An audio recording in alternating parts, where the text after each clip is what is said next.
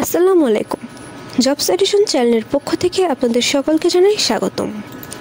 1/8/2025 অনুষ্ঠিত প্রবাসী কল্যাণ ও বৈদেশিক কর্মসংস্থান মন্ত্রণালয়ের অধীনে লিখিত পরীক্ষার সম্পূর্ণ প্রশ্নপত্রের উত্তর নিয়ে আজকে আমরা হাজির হয়েছি। চলুন শুরু করা যাক। কারক ও বিভক্তি নির্ণয় করুন। আমার যাওয়া হয়নি। এখানে আমার কোন কারক? কর্তৃকারকের ষষ্ঠী। বুলবুলিতে ধান খেয়েছে। এখানে বুলবুলি কোন কারক? কর্তায় সপ্তমী। চেষ্টায় সব হয়। এখানে চেষ্টায় কোন কারক?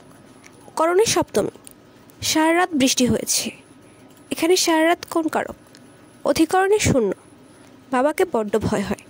এখানে বাবাকে কোন কারক? অপাদানে দ্বিতীয়া। বাক্য সংক্ষেপণ করুন। আপনাকে যিনি পণ্ডিত মনে করে?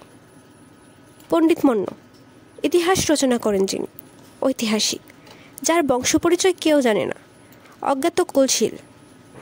যে বিষয়ে কোনো বিতর্ক নেই? অবিসংবাদিত। যে সকল অত্যাচারী সয়ে যায়? সর্বসংজ্ঞা। অর্থসহ বাক্য রচনা করুন। গোঁফ খেজুরে। নিতান্ত অলস। ব্যাঙের সর্দি। অসম্ভব ঘটনা। ঢাকের কাঠি। তোষামদে। দুটি করে সমার্থক শব্দ লিখুন। দিন, দিবস, বার, রোজ। অন্ধকার, আধার, তিমির। প্রবাস আয় বৃদ্ধিতে করণীয় বিষয়ে সংক্ষিপ্ত প্রবন্ধ রচনা করুন। সংক্ষিপ্ত উত্তর লিখুন। রেফারেন্ডাম এর প্লুরাল ফর্ম কি? Answer, referenda. লাভ শব্দটির নাউন কি?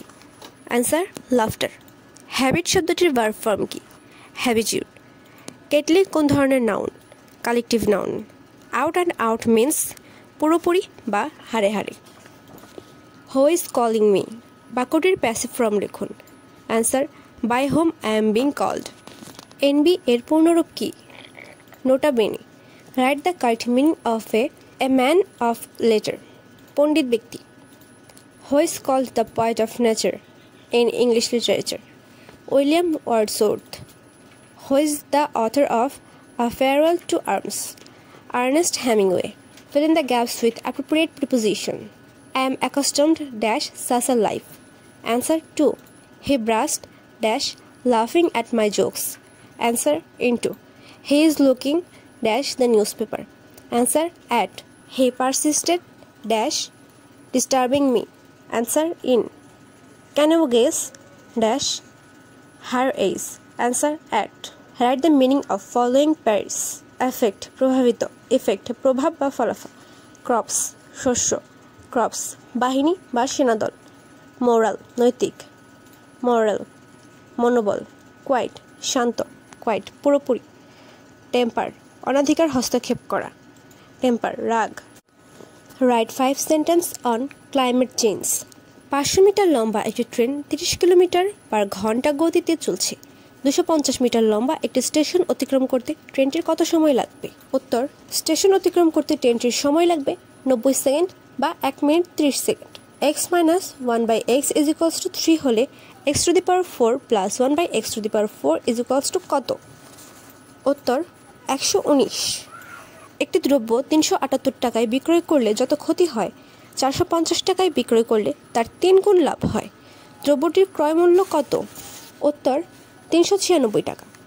একটি শ্রেণীতে যতজন ছাত্র আছে প্রত্যেকে তত টাকা করে দিলে মোট 6561 টাকা হয়। ছাত্রের সংখ্যা কত? উত্তর, 81 জন। সংক্ষেপে উত্তর লিখুন। এটিএম এবং টিআইএন এর পূর্ণরূপ লিখুন। ATM automated teller machine. TIN tax payer identification number. জাতিসংঘের নামকরণ করেন কে? জাতিসংঘ সনদ কবে কার্যকর হয়? ফ্র্যাঙ্কলিন ডি রুজভেল্ট 24 অক্টোবর 1945। কোন অক্ষাংশকে মকরক্রান্তি এবং কোন অক্ষাংশকে কর্কটক্রান্তি বলা হয়?